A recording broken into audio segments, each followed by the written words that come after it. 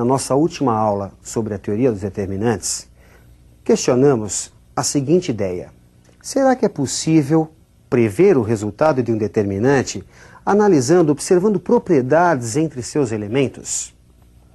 Acompanhe comigo as propriedades dos determinantes.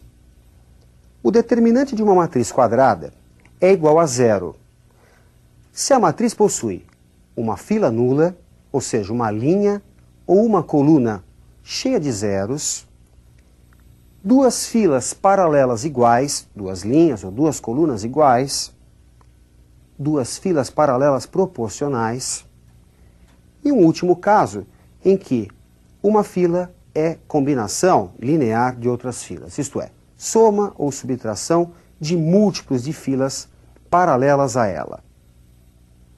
Vejamos os casos agora em que o determinante se altera.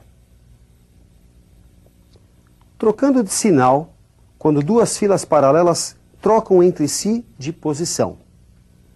Ficando multiplicado por k, quando os elementos de uma fila, linha ou coluna, são multiplicados por k.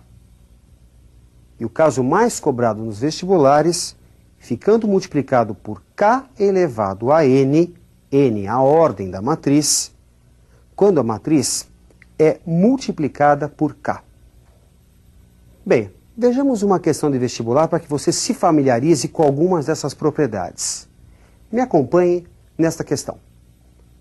Julgue o item.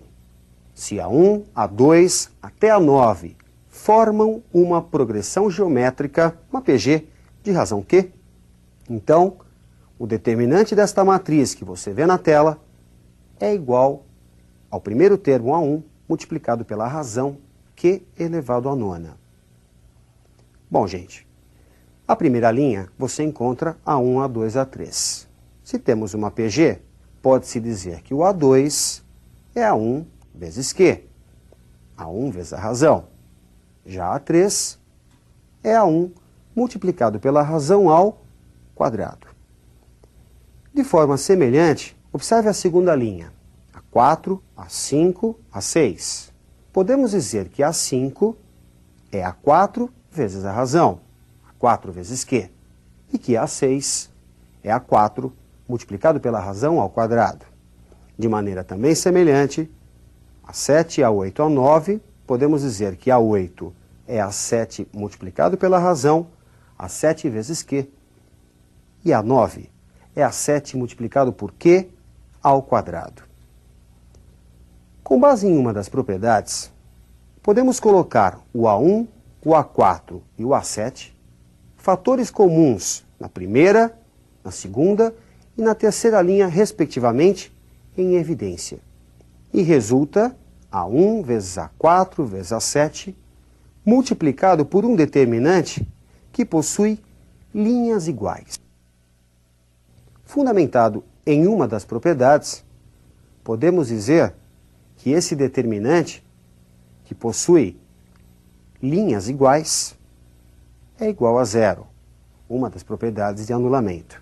E resulta, portanto, zero, diferente do que foi dito no texto, de que o determinante é igual a A1 multiplicado por Q elevado à nona. Assim, trata-se de uma afirmação falsa. Bom, ainda temos mais algumas propriedades importantes sobre determinante. Me acompanhe nessas propriedades. O determinante de uma matriz quadrada não se altera quando trocamos ordenadamente as linhas pelas colunas. Isto é, o determinante de uma matriz é igual ao determinante de sua transposta.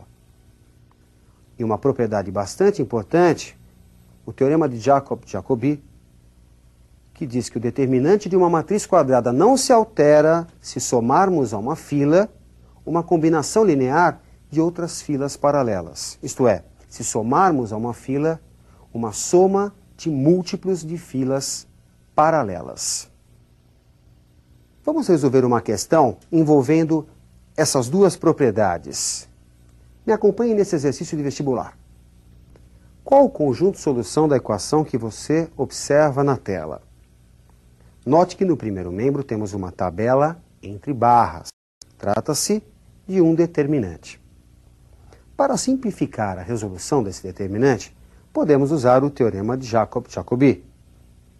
O determinante não se altera se somarmos a uma fila, linha ou coluna, uma combinação linear de outras filas paralelas.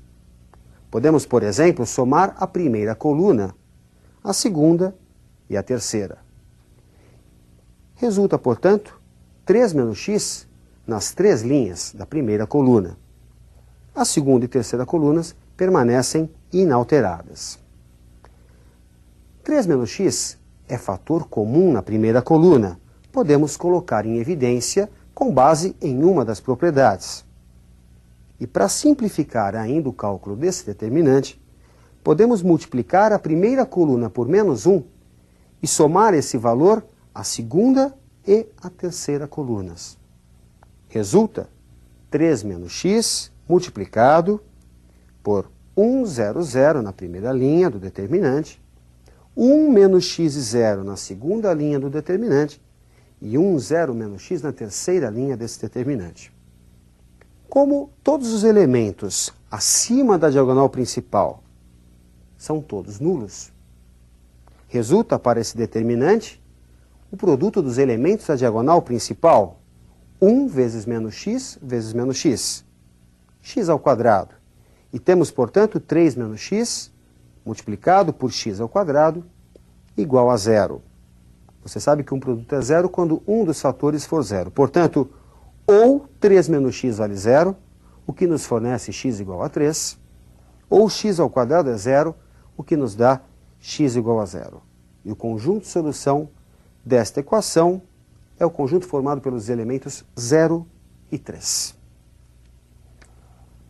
Bem, na aula passada, vimos como calcular o determinante de uma matriz de ordem 1, uma de ordem 2, e a regra de Sarry, muito usada para um determinante de ordem 3. Vejamos agora o teorema de Laplace, que pode ser usado para determinantes de qualquer ordem. Me acompanhe na definição matemática desse teorema. Numa matriz quadrada, a soma dos produtos dos elementos de uma fila qualquer, pelos respectivos cofatores, é igual ao determinante da matriz. O cofator é calculado através da expressão menos 1 elevado à soma dos índices que indicam a posição do elemento, multiplicado pelo determinante do que sobra, quando tiramos a linha e a coluna do elemento. Para ficar bem claro o teorema de Laplace, vamos fazer uma questão de aplicação. Só a definição realmente fica difícil para você compreender esse teorema. Me acompanhe numa questão de aplicação feita passo a passo. Qual o determinante associado à matriz M que você nota na tela? Bem, como você pode perceber, na primeira coluna temos uma coluna de A. Baseado em uma das propriedades de determinantes, podemos colocar esse A em evidência.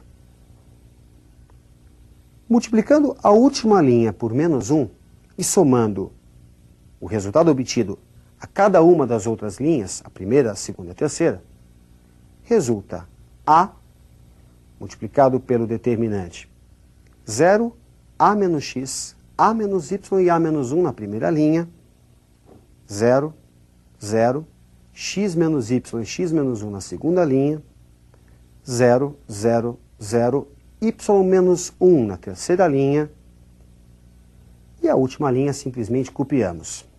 Veja que nós fizemos a multiplicação da última linha por menos 1 e somamos a cada uma das outras linhas, na primeira, na segunda e na terceira. Isso está fundamentado no teorema de Jacobi. Usando Laplace na primeira coluna, temos A, elemento que já havíamos colocado em evidência, multiplicado pelo 1, que é o último elemento da primeira coluna, multiplicado pelo seu cofator. Muita atenção agora no cálculo do cofator. Ele é obtido através da seguinte expressão. Menos 1, isso é